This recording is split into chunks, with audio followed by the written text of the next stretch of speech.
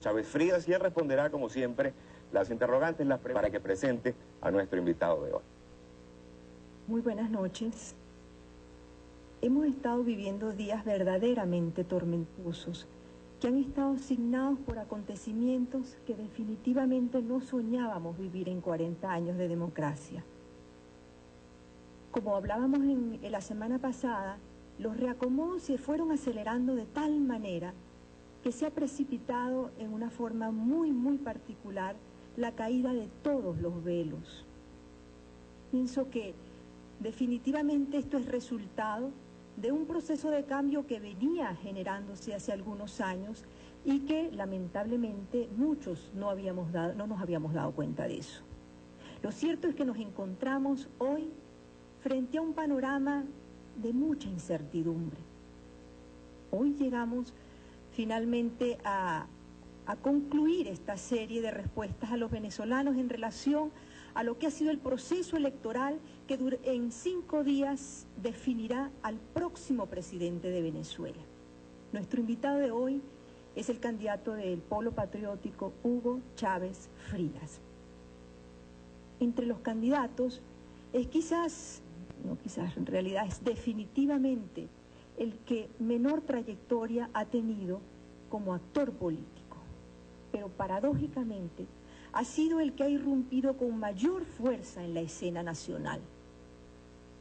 Su aparición en la escena política ha sido tan contundente que si hiciéramos un análisis de lo que ha sido la campaña electoral que está a punto de concluir, nos daremos cuenta de que casi todas las ideas y los discursos se han dividido en 2 grandes bloques.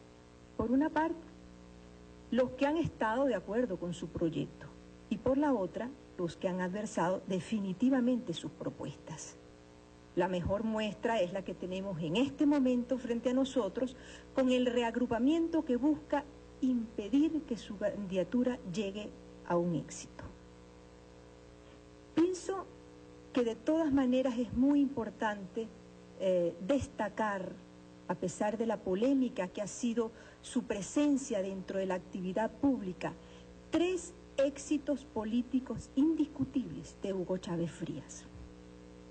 En primer lugar, su capacidad para aglutinar a un sector importantísimo de venezolanos que se habían ido marginando paulatinamente por razones múltiples y diversas de la sociedad, convirtiéndose de esa manera en seres excluidos y permitiendo que las brechas sociales se profundicen, y eso es verdaderamente terrible dentro de nuestra sociedad, porque pareciera que en nuestra sociedad existieran 2 países.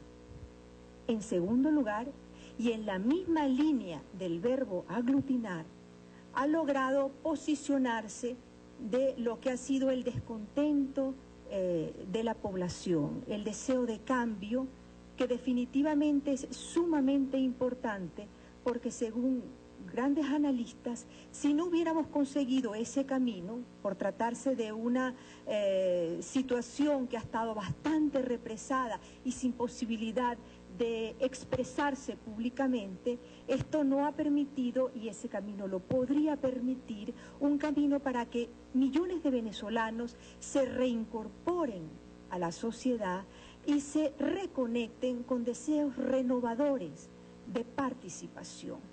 Y por último, no puedo dejar de mencionar el tema de la Asamblea Nacional Constituyente. Una oferta que Chávez ha hecho al país y que indudablemente ha tenido por una parte grandes polémicas, pero por la otra son millones de venezolanos que han estado de acuerdo porque piensan que podría ser un mecanismo posible para reestructurar lo que es el orden institucional, la cultura política del venezolano y espacios que permitan definitivamente una sociedad mucho más justa, mucho más digna y con mayores beneficios para todos. En nombre del Ateneo de Caracas, de Venevisión y del Circuito Unión Radio, quiero darle la bienvenida a Hugo Chávez Frías. Pero no puedo dejar de decirles a ustedes que a pesar de todas las dificultades la democracia está y estará siempre presente. Y que todos y cada uno de nosotros iremos el domingo por ella a escoger el nuevo presidente de todos los venezolanos. Bienvenido, Hugo Chávez. Muchísimas gracias, Carmen Ramírez, directora general del Ateneo de Caracas. Este programa, Respuesta para los Venezolanos, se transmite, como siempre, desde la sala de conciertos del Ateneo de Caracas en el marco del operativo de Venevisión Democracia 98. Conozcamos ahora, pues, a nuestros 5 panelistas de todas las noches durante todos estos 5 martes. En el área económica, el economista Gustavo García, profesor del Instituto de Estudios Superiores de Administración, IESA, fue director de Política Monetaria y Financiera de Cordiplan, economista del Fondo Monetario Internacional, asesor del Ministerio de Hacienda. Actualmente dirige la Oficina de Asesoría Económica y Financiera del Congreso de la República. A su lado, en el área de comunicación, el doctor Miguel Enrique Otero, director del diario El Nacional, matemático con posgrado en Economía. Seguidamente, en el área social, el padre Miquel de Viana, sacerdote jesuita, profesor e investigador de la Universidad Católica Andrés Bello, conferencista, sociólogo, filósofo y teólogo. En el área de reforma constitucional, institucional y justicia, el doctor Ricardo Convellas, abogado, presidente de la Comisión Presidencial para la Reforma del Estado, COPRE, y doctor en Ciencias Políticas. Y por último, en el área de educación y cultura, el doctor Tulio Hernández, sociólogo, ensayista, profesor universitario, expresidente de Fundarte y experto en temas de cultura y comunicación. Vamos ahora a hablar de las reglas de este debate. En principio va a haber 3 rondas de preguntas. En cada una de ellas, cada panelista tiene la oportunidad de formular una pregunta. Cada pregunta no deberá durar más de 30 segundos. Inmediatamente el candidato tendrá 3 minutos para contestar. A los 2 minutos y medio aproximadamente, mi trabajo será indicarle que le quedan 30 segundos, un poco más, un poco menos, para redondear, concretar su respuesta. Esta es la regla del debate. Entonces vamos a hacer una pausa. En regreso estará con nosotros el candidato del Polo Patriótico, Hugo Chávez Frías, quien por sorteo efectuado el 22 de octubre de este año salió seleccionado, pues, para estar hoy con nosotros. Ya venimos. Esto es Respuesta para los Venezolanos en el marco de Democracia 98 por Venevisión. Buenas noches y bienvenido. Y tenemos, pues, que comenzar con la primera ronda de preguntas. El primer turno es para el economista Gustavo García. Candidato, confianza económica y inestabilidad política son 2 cosas que no marchan juntas simultáneamente. Su fracción de apoyo en la campaña electoral está en relativa minoría en el Congreso. Seguramente el próximo gobierno va a tener que tomar medidas urgentes en el corto plazo y posiblemente el país, dada la coyuntura fiscal y del mercado petrolero, va a tener que acudir a los mercados financieros internacionales. Sin embargo, usted va a requerir el apoyo del Congreso para aprobar ciertas medidas que van a ser necesarias en el actual contexto económico. Mi pregunta es la siguiente: ¿cómo piensa crear confianza y contar con el apoyo del Congreso para tomar ciertas medidas económicas si se produce una aguda confrontación política por la propuesta de la constituyente que sustituiría al Congreso de la República? Gracias, Gustavo García. En primer lugar, yo quiero dar un buen saludo, las buenas noches a toda la gente del Ateneo de Caracas, a Venevisión, Unión Radio, a todos ustedes, amigas y amigos, y este equipo de pitchers que está hoy, en cuyo centro está el padre de Viana con el brazo derecho. ¿Es derecho usted o zurdo, padre? Como usted. Ah, es zurdo, entonces la curva viene más difícil. Nosotros estamos precisamente trabajando en lo que hemos llamado la ecuación de la confianza. Medidas de orden meramente económico, fiscal, de control de gasto, de ingreso, de incremento del ingreso, consolidación del ingreso. Claro que la pregunta suya nos lleva entonces a la interrelación que es inversamente proporcional entre la estabilidad política, la inestabilidad política y la confianza.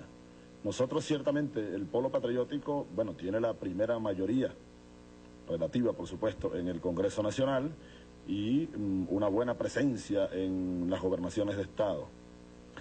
Yo, Dios mediante, futuro presidente de Venezuela, confío en que las demás fracciones políticas de los demás partidos que en el Congreso están representados o estarán representados a partir del próximo enero, 23 de enero, más exactamente, pues deben estar y deben actuar en función del interés nacional, Nosotros vamos a recibir un país y una población que va a reclamar medidas urgentes de orden económico, de orden social, y que requerirán del consenso de todos. Y yo aprovecho para hacer un llamado a todos los factores políticos. Esto no se trata de una guerra a muerte, de despedazarnos en el Congreso o de que los partidos de la oposición vayan a hacer una oposición irracional. No, nosotros ya hemos empezado a hacer contacto con esos partidos, con esas fracciones que se van a conformar, y contamos, bueno, además con el apoyo de una población que va a requerir, repito, medidas económicas y medidas sociales de corto plazo. Entre ellas, la más urgente para recuperar la confianza, una de las razones o de las variables que más inciden en la confianza es la solución del déficit fiscal. Para ello tenemos una serie de implementos o de medidas ya adelantadas, ya implementadas. Por ejemplo, para expresar algunas de ellas, incrementar la recaudación fiscal, y para ello será necesario de manera urgente repotenciar el CENIAT, acabar con la corrupción que hay en las aduanas. Por ejemplo, para esa medida que es meramente ejecutiva, no hace falta de buenas a primeras el apoyo del Congreso Nacional. Es una medida meramente ejecutiva. Nosotros tenemos cálculos, usted debe tenerlos también seguramente, no tengo dudas, según los cuales si sumamos la evasión fiscal y los ilícitos aduaneros, eso llega más o menos a un orden de unos 5 o 6 mil millones de dólares al año, que son 5 o 6 puntos del Producto Interno Bruto. Si nosotros logramos, como pensamos, con medidas muy firmes para establecer una disciplina fiscal, para simplificar la política impositiva, para elevar el nivel de recaudación y actuar de manera muy firme contra la corrupción, nosotros aspiramos en el primer año de gobierno a llevar el déficit fiscal, por supuesto que no a cero, pero sí a unos niveles manejables que detengan las presiones inflacionarias, las presiones devaluacionistas y generen confianza a los inversionistas nacionales y a los inversionistas internacionales. Vamos ahora con la pregunta en el área de comunicación. Pregunta el doctor Miguel Enrique Otero. Candidato, existe entre los editores del país una gran preocupación por el futuro de la libertad de expresión en un posible gobierno suyo. Prueba de esto es el informe que en su carácter de vicepresidente para la libertad de expresión llevó el editor Andrés Mata a la Asamblea de la Sociedad Interamericana de Prensa en noviembre pasado, donde, como vocero del bloque de prensa venezolano, señaló, entre comillas, existe la amenaza de que pueda instaurarse en nuestra república un gobierno de fuerza y autoritario que indefectiblemente impondría una censura de prensa en el país. Mi pregunta es, ¿habría más o menos libertad de expresión en su gobierno? ¿Son infundados estos temores? Son totalmente infundados. Incluso estuvimos viendo en prensa internacional que esta propuesta llevada por el presidente del bloque de prensa venezolano, creo que fue a la reunión de Montevideo, hace pocas semanas atrás, a la Asamblea Internacional, ¿no?, del bloque de prensa, fue la respuesta que dio la CIP. Fue totalmente negativa a esta propuesta, señalándola, entre otras cosas, de futurista, o de estar actuando un poco como actúan los astrólogos, ¿no?, o de futurología. Creo que yo, por supuesto, respeto la posición política que ha venido asumiendo el doctor Andrés Mata, pero creo que allí pudo haber habido influencia de mis adversarios políticos para tratar de sacarle a la CIP algún comunicado, alguna posición en contra de lo que representa mi candidatura. Afortunadamente se impuso allí la ponderación, la objetividad, y realmente pues no hay ninguna prueba que pueda llevar a alguien a concluir de manera firme y objetiva que la presidencia futura, Dios mediante, de Hugo Chávez Frías, va a amenazar la libertad de expresión en Venezuela. En nuestro gobierno, yo lo ratifico ante los venezolanos, vamos a respetar de manera plena la libertad de pensamiento, la libertad de creación, la libertad de expresión y todas las libertades públicas. No tenemos nosotros ningún plan para dar marcha atrás en esto que ha sido un logro evidente de estos últimos años en Venezuela. Y además, desde el punto de vista personal, los que siempre me han señalado como el que levanta las banderas de la tiranía, del retorno a posiciones autocráticas, pues no tienen ninguna manera de probarlo. En contrario, yo en mi carrera política de los últimos años, después que salí de prisión en marzo de 1994, he estado aquí en Venezuela actuando en política, he incluso resistido o aguantado señalamientos de todo tipo, y nadie me ha visto a mí arremeter contra periodistas ni contra medios de comunicación social. He sido y he aprendido a ser tolerante. Creo que la libertad de expresión debe ser un indicativo de las libertades públicas, de la madurez de una sociedad, porque la información es eso, información. Y la sociedad civil debe recibirla como información, y como yo siempre digo, padre, de la Biblia, ¿no? La cito mucho, frecuentemente, ante todos estos señalamientos: el que tenga ojos que vea y el que tenga oídos que oiga. Nosotros no somos ninguna amenaza para las libertades públicas en Venezuela. Vamos ahora con la pregunta referida al área social, el padre Miquel de Viana. Candidato, nadie discute que el activo más importante de su campaña ha sido la naturaleza carismática de su liderazgo. Y yo creo que en caso de que usted llegue a ser presidente de la República, uno de los activos más importantes del gobierno va a ser el carismatismo, la naturaleza carismática del liderazgo del presidente. Ahora, el liderazgo carismático, usted lo sabe, es intrínsecamente inestable porque vive amenazado por la rutinización. Es más fácil ser líder carismático en la oposición que en el gobierno, porque una vez que un líder carismático asume el poder, sus seguidores le piden milagros. Dice Weber que el líder carismático conserva el carisma cuando muestra la fuerza del carisma con señales excepcionales. ¿Cuáles son los primeritos milagros que usted va a hacerle a la sociedad venezolana que espera que usted responda? De otro modo, ¿cuáles van a ser las primeras medidas que deben ser impactantes para dar señales claras de que usted va a enfrentar la pobreza, la corrupción y el sufrimiento de la sociedad venezolana? Ya veo que usted es un buen pitcher zurdo, padre de Viana. Mira, en primer lugar, el liderazgo de Hugo Chávez, yo desde mi punto de vista, por supuesto muy subjetivo, se trata de mí mismo, pero también uno tiene que hacer ejercicios de analista político, tratando de ser hasta donde se pueda objetivo. El liderazgo de Hugo Chávez no puede decirse que es meramente carismático. Creo que tiene elementos del carisma del hombre, del ser humano, pero no solamente es el carisma. Nosotros hemos venido construyendo un movimiento social. Ese liderazgo no depende de Hugo Chávez. El polo patriótico ha venido reunificando fuerzas y líderes, grupos de liderazgo, de manera racional, porque muchas veces esos líderes carismáticos caen en la irracionalidad y en aquello que decía Bolívar, construir repúblicas aéreas, de la nada, en el aire, que se vuelven nada con el primer soplo de viento. No, yo creo que nosotros hemos estado amasando un liderazgo auténtico, padre, recorriendo los caminos, recorriendo los pueblos. Es un liderazgo más que de Hugo Chávez, un liderazgo colectivo. Ahora, milagros es imposible hacer. De todos modos, yo creo que hay varios fenómenos políticos y sociales que pudieran, así como cuando uno expresa en los pueblos, en esos lenguajes populares, bueno, que casi de milagro saqué 10 puntos en tal materia, casi de milagro crucé el río a nado, casi de milagro. Yo creo que pudiéramos decir que son milagros colectivos, no milagros individuales. Por ejemplo, la resurrección de un pueblo. Yo verdaderamente lo creo.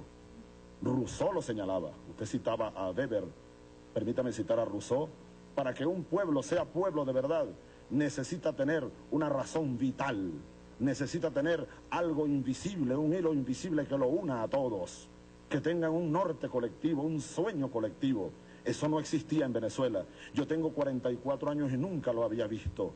Creo que en estos últimos años hay una resurrección del pueblo venezolano. Hay algo que nos une a la mayoría en común. Creo que eso pudiera ser hasta milagroso, pero producto del esfuerzo colectivo de mucha gente, de mucho esfuerzo. Por otra parte, otros milagros. Esto último que está ocurriendo, padre de Viana, la unión de las cúpulas adecas con las cúpulas copellanas, yo creo que eso es un milagro. Es un verdadero milagro. ¿Quién podía pensarlo?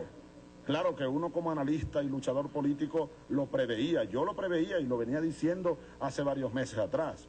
En Venezuela hay dos opciones: el continuismo y la transformación. Estamos, me decía un obispo venezolano hace varias semanas atrás, en tiempos del apocalipsis, donde hay dos posiciones nada más. Es el fin y el comienzo de algo. Es la muerte de un tiempo y el nacimiento de otro. Eso pudiéramos decir que es casi de milagro. Que se han unido todos los corruptos para que los derrotemos a todos en un solo día, eso es casi de milagro. Ahora, por otra parte, usted me pregunta Otro milagro que hizo Jesús de Nazaret, la multiplicación de los panes. Creo que nosotros vamos a hacer milagros, los venezolanos, no Chávez, por Dios. Los venezolanos, a través del trabajo, de una economía productiva que podemos lograrla, de una estabilización macroeconómica en la que yo creo podemos lograr en el mediano plazo, de una economía más allá de lo petrolero, el impulso de la manufactura, de la pequeña empresa, la mediana empresa, luchar contra la corrupción a través del tema que seguro que Ricardo viene por allí con una recta por el centro del Hong con la constituyente. Es decir, la constituyente es un mecanismo político, macropolítico. ¿Para qué, padre de Viana? Para incidir directa, en el corto plazo y directamente, sobre el poder judicial que está podrido en Venezuela. Mientras no tengamos un poder judicial de verdad autónomo, independiente de las cúpulas de la corrupción, ¿cómo vamos a administrar justicia en Venezuela? Sería imposible tratar de hacerlo. Por eso creo, además de los milagros esos de la resurrección de un pueblo, en lo que creo profundamente, el milagro de la unión de los corruptos para derrotarlos a todos el mismo día, nosotros vamos el año que viene a comenzar a hacer milagros, pero con las manos, con el corazón y con la inteligencia de la mayor parte de los venezolanos. Vamos a multiplicar los panes para que se acabe la pobreza, se acabe la miseria, para que haya trabajo, para que haya desarrollo humano, desarrollo social, desarrollo económico. Lo creo profundamente, padre. Gracias a Dios. Vamos a lograrlo. Regresaremos, amigos, en unos minutos con las preguntas referidas a los temas de justicia, reforma institucional, educación y cultura. A regreso de la pausa. Abordemos de inmediato el tema de la reforma institucional y la justicia a cargo del doctor Ricardo Conbella. Doctor. Candidato, sin duda, tema central de este programa es la constituyente. Le habla un fervoroso partidario de la constituyente. Creo que la constituyente es un mecanismo muy conveniente para reconciliar a los venezolanos, anunciar un nuevo proyecto de país, rediseñar el marco institucional de la República. Ahora bien, la constituyente en Venezuela se da en una situación, si se quiere, sui generis. No estamos viviendo una revolución en el sentido convencional del término, no se ha dado, gracias a Dios, un golpe de Estado. Tenemos un orden constitucional vigente por el cual usted tiene buenas posibilidades de ser presidente de la República. Mi pregunta muy concreta es sobre el rol que a su entender debe asumir el Congreso, que lo tiene muy definido en la Constitución, en la reforma constitucional. ¿Cómo ve usted el rol del Congreso en este proceso que debe llevar a la convocatoria constituyente? Saludos, Ricardo, y me parece digno de resaltar que el presidente de la Comisión Presidencial para la Reforma del Estado emita esa opinión y ya expresada con profundidad desde hace varios meses atrás sobre la necesidad de ir a una asamblea constituyente, porque hay otras personas que no quieren ni siquiera debatir sobre el tema, que se han dedicado a tirarle piedras, a satanizar el solo concepto, diciendo que esa es una dictadura, una tiranía, etcétera, tratando más bien de confundir al país en vez de discutir con altura el tema. Yo creo, sí, y ahí coincidimos, que estamos en tiempos de constituyente. Creo que la constituyente es el mecanismo que tenemos a la mano, fundamentado en la legitimidad de un pueblo para evitar males mayores, para recuperar la estabilidad política a la que se refería también el doctor Gustavo García, que es tan necesaria y tan urgente en Venezuela. Claro que la pregunta no era esa. Me preguntas tú sobre cuál es mi opinión sobre el rol del nuevo Congreso en función de la reforma del Estado. Absolutamente negativo. O vamos a llamarlo neutro.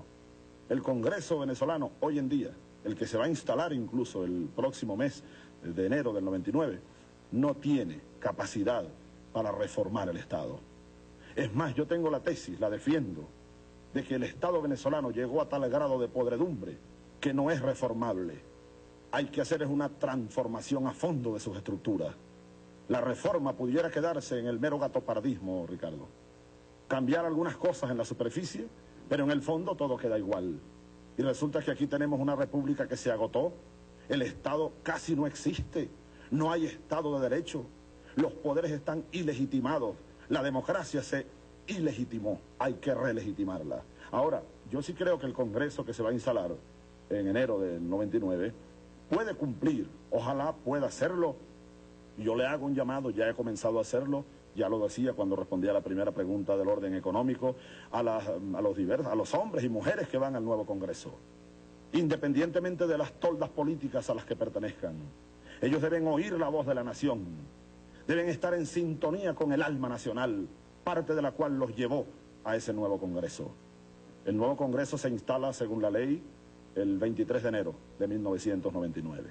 Bueno, ese Congreso debe ser, en nuestro criterio, un Congreso pro-constituyente, no pro-reforma.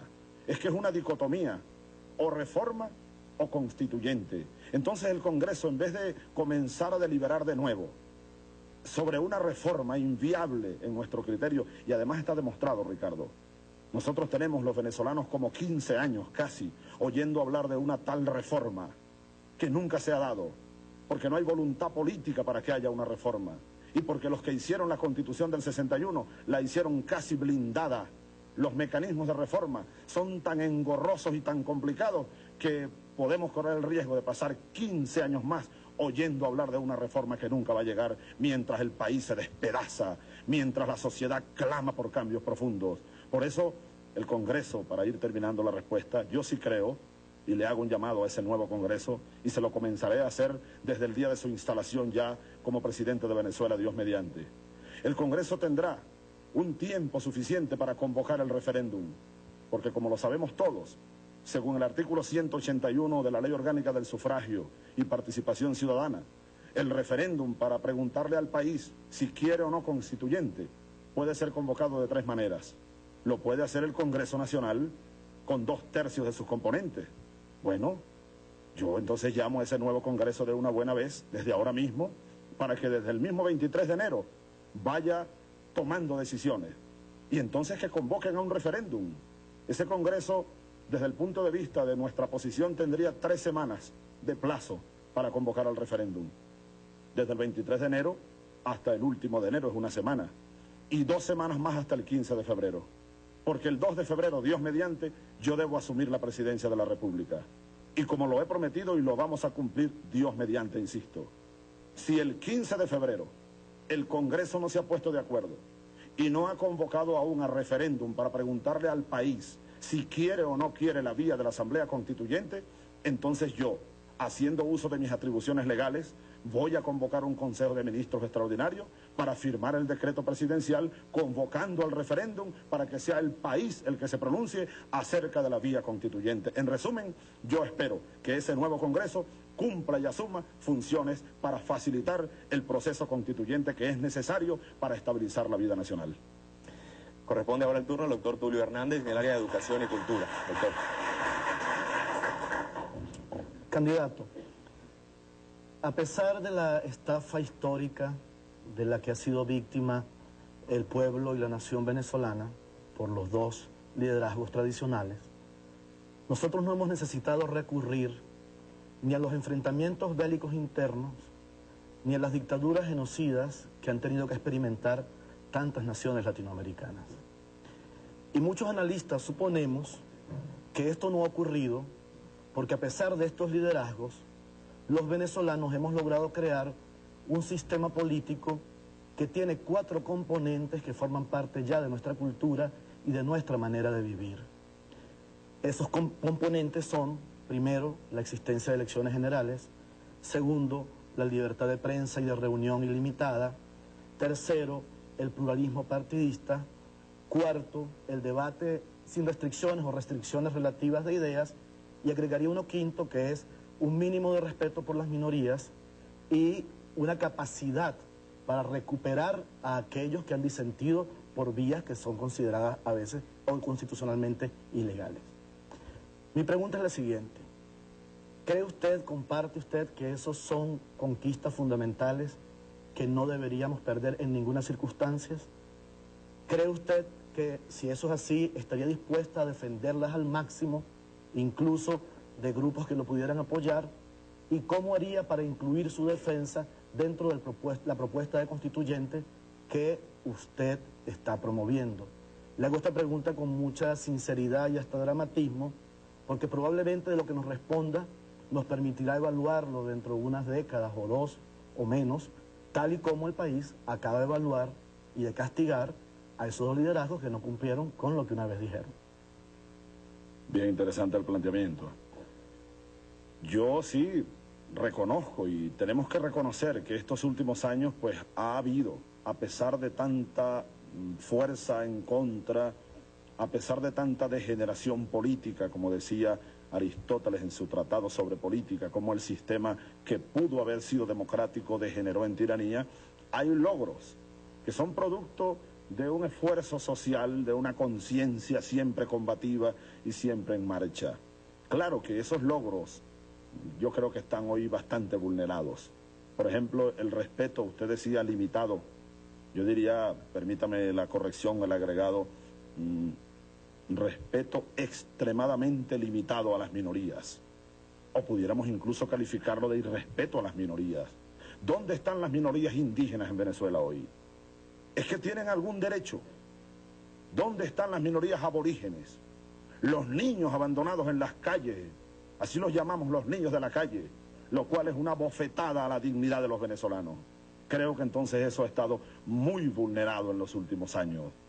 El pluripartidismo, con este milagro al que yo me refería, pues aquí no hay pluripartidismo ya casi no existe. Al menos en el pacto de Punto Fijo se han unido todos. Los representantes del viejo régimen ahora tienen un solo partido, la Guanábana de nuevo. Y quieren entonces llevar a sus seguidores como borregos, bueno, y hacer un fraude sobre esa aspiración de pluripartidismo, que sí es necesario y lo compartimos. Así que eso también está bastante vulnerado, para referirme a dos de las variables que usted mencionaba.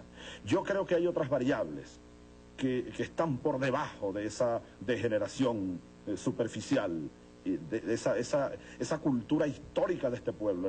El pueblo venezolano es un pueblo demócrata, sin duda alguna.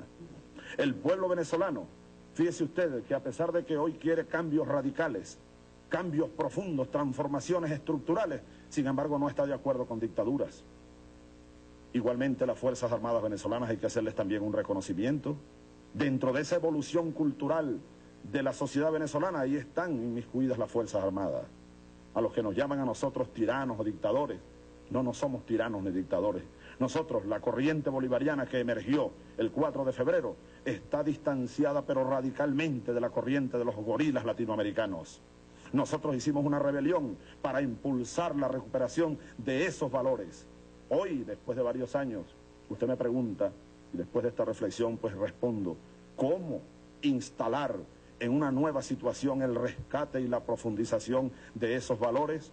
Nosotros creemos que la constituyente es el camino para relegitimar y para insertar en una nueva constitución, y más allá de la constitución, en una nueva república, en un nuevo Estado, la restitución de los derechos que le han quitado a los venezolanos, que nos han quitado a las mayorías, porque la sociedad hoy está descuajada. El derecho a la vida aquí se perdió. El derecho a la educación misma, se pretende privatizar la educación. Más de la mitad de los jóvenes y los niños perdió el derecho a la educación. Restituir el derecho de las minorías, excluidas casi totalmente de la vida social. Restituir la seguridad pública, restituir el derecho al trabajo. Más del 20% está el orden del desempleo hoy en Venezuela y más del 50% el subempleo de la fuerza económicamente activa. Así que la constituyente, la participación de los diversos sectores venezolanos apunta en esa dirección. Porque cuando uno habla de constituyente, no se trata meramente de la asamblea constituyente, se trata de un proceso constituyente para que todos los sectores nacionales participen en el diseño de un nuevo proyecto nacional, para que no quede ningún sector excluido, sea político, social, religioso, étnico, etcétera. Que todos los sectores venezolanos vengan a incorporarse, a participar en la discusión y en el diseño del proyecto de la Venezuela del siglo XXI. Esa es una oportunidad que abre la Asamblea Nacional Constituyente y el proceso constituyente. Creo que esa es la vía, una nueva república, es decir, una nueva cosa pública, un nuevo ser colectivo, una nueva existencia nacional, un nuevo ser nacional, y como decía Rousseau, y con eso termino, que se vuelva a enlazar o que se vuelva a articular el lazo de unión entre la sociedad que hoy se ha desatado, se ha roto. Yo creo que esa es la dirección para volver a conseguir en Venezuela una sociedad articulada donde se respeten los derechos de todos y la soberanía del pueblo de Venezuela. Gracias, candidato. Regresaremos en unos minutos con la segunda ronda de preguntas, buscando respuestas para los venezolanos por Venevisión, el canal de Democracia 98, ¿no? Al economista Gustavo García. Candidato, en un documento del movimiento Quinta República, denominado Documentos Fundamentales, hace este señalamiento en relación a la deuda pública. El proyecto Quinta República considera que en la búsqueda de soluciones a la cuestión de la deuda externa existen varias alternativas. Menciono cada una de ellas. A. Morar la deuda externa no reestructuradas en manos de las bilaterales, multilaterales y Club de París. Morar la deuda externa no reestructurada, negociando la deuda externa estructurada. Moratoria negociada de los componentes de la deuda externa. Fijar los parámetros de pago de la deuda externa hasta un límite que no afecte ni vulnere los planes de reconstrucción económica social. Y por último, negociar la condonación de la deuda. ¿Cómo pudiéramos consistenciar estos principios que se establecen en este documento cuando en la actual situación, por la caída de los precios del petróleo, la grave situación fiscal y la amortización que el país tiene que confrontar en los próximos 2 años, más bien lucieran que tenemos que acudir a los mercados financieros internacionales y no luce consistente con la moratoria de la deuda? Sí, claro, yo en verdad no sé a qué documento se refiere usted, después que lo podemos revisar, pero nosotros hemos presentado al país una propuesta de transición del polo patriótico, discutida, expuesta, hemos hecho bastantes eventos en diversos escenarios, y la propuesta nuestra no es la moratoria de la deuda externa, realmente. La propuesta nuestra es, en torno a la deuda, reestructurar el componente y el servicio de la deuda externa con el objetivo de bajar el perfil de la deuda, que como usted lo sabe, es demasiado alto y afecta de manera muy poderosa el presupuesto nacional. Un alto índice, 35% del presupuesto nacional se va en el servicio de la deuda externa. Nosotros tenemos, por eso le decía, habría que revisar ese documento que usted tiene en sus manos. Nosotros hemos hecho una evolución apreciable en nuestras propuestas, en nuestras posiciones. La agenda alternativa bolivariana, a mí se me parece mucho eso que usted leyó, a una agenda alternativa bolivariana que hace unos 3 años atrás nosotros produjimos y discutíamos ante los venezolanos, como siempre, de cara a los venezolanos. Pero hoy nuestra propuesta, y la ratifico y la subrayo, es la necesidad, y eso es una necesidad sentida por diversos sectores del país, de reestructurar nuestra deuda externa. Y para ello, varias opciones proponemos. Una de ellas es el cambio de parte de la deuda por inversión productiva. Eso lo hemos comenzado a conversar con expertos en la materia y también con algunos de nuestros acreedores, porque ya nosotros hemos comenzado a trabajar pensando como futuro gobierno. Esa es una alternativa, pero siempre bajo el esquema de la negociación. Otra opción disponible es la recompra de parte de esa deuda externa. Una tercera opción es la negociación de un periodo de gracia. Eso se puede negociar. Un periodo de gracia mientras dure la emergencia. ¿Cuánto tiempo? 1 año, 2 años, por alguno de los componentes de la deuda externa. Eso también creemos que es posible. En todo caso, subrayo y repito, es necesario que los venezolanos enfrentemos este problema y negociemos, y nuestro gobierno así lo va a hacer, una negociación, pero siempre bajo ese esquema. Es totalmente falso que nosotros estemos planteando una declaración unilateral de moratoria como lo hizo en su tiempo el expresidente peruano Alan García. Esto lo estamos conversando y además pues yo le invito a que conversemos sobre el tema, y a los economistas venezolanos que tengan alguna propuesta, a los sectores económicos o sociales venezolanos, académicos que tengan alguna propuesta que pueda hacernos útil en este objetivo de disminuir el perfil de la deuda pública venezolana, pues los llamamos a que discutamos el tema, porque me parece un tema fundamental para poder impulsar el desarrollo productivo venezolano. Es fundamental bajar la deuda en algunos puntos del Producto Interno Bruto. Para el año que viene, como lo sabemos, la deuda se va a llevar 3.5 puntos del Producto Interno Bruto. Es decir, más de 1/3 del déficit fiscal. Es necesario que bajemos eso en el corto y mediano plazo para poder dirigir parte de ese caudal de dinero hacia sectores sociales donde hay una deuda que a veces uno considera que es explosiva. La deuda social es explosiva. Se ha venido acumulando una terrible deuda social en educación, en salud, en la microempresa, en seguridad social. Es buscar el equilibrio macroeconómico con los equilibrios macrosociales. Ese es nuestro verdadero objetivo y nuestra verdadera estrategia. Pregunta del doctor Miguel Enrique Otero. Candidato, uno de los temas más polémicos en la cumbre de presidentes iberoamericanos que se celebró en la isla de Margarita fue la discusión sobre la información veraz. Siendo el presidente Caldera un gran jurista y uno de los padres de la democracia, pocos entienden qué lo llevó a plantear este tema, por cierto rechazado por los mandatarios de los demás países. Independientemente de que todos estemos de acuerdo en que la información debe ser veraz, ¿qué opina usted sobre la incorporación de este concepto para crear una instancia en la cual se decida cuál información es veraz y cuál no es veraz? Yo creo, Otero, que el problema en este tema radica precisamente allí. ¿Quién va a tener como la varita mágica para determinar si una información es veraz o no lo es? Yo no comparto ese criterio.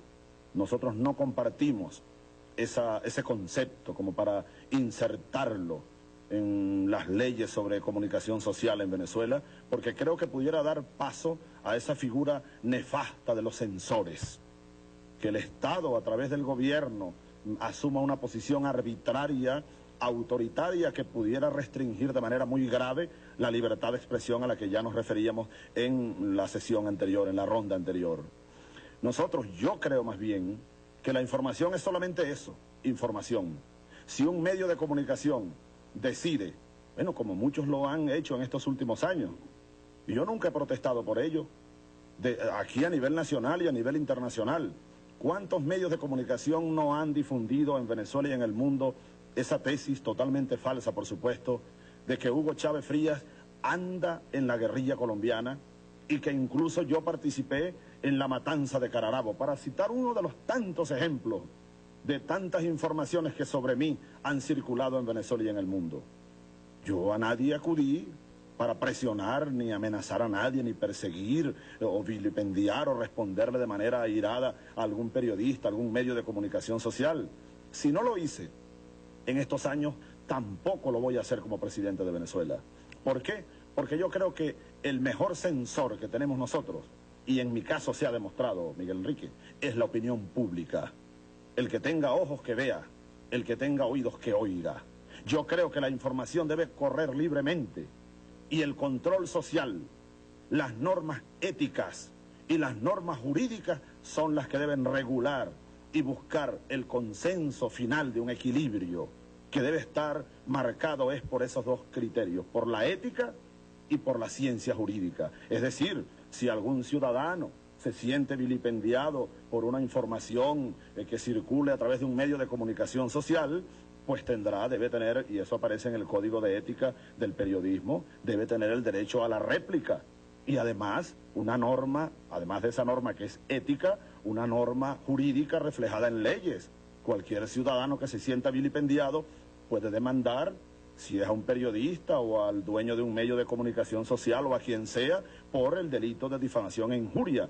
Yo creo que eso deben ser las variables de control social, ético y jurídico, pero qué peligroso sería que un gobierno nombre un censor o alguien con una varita mágica para determinar si una información es veraz o no es veraz. No estamos de acuerdo con ese concepto y vamos a retirarlo de nuestra parte de la discusión. Creo que hay que discutir otras cosas mucho más interesantes para lograr igualdad y equidad en la libertad de expresión, en la libertad de creación y en la libertad de pensamiento. Pregunta ahora del padre Miquel de Viana. Padre.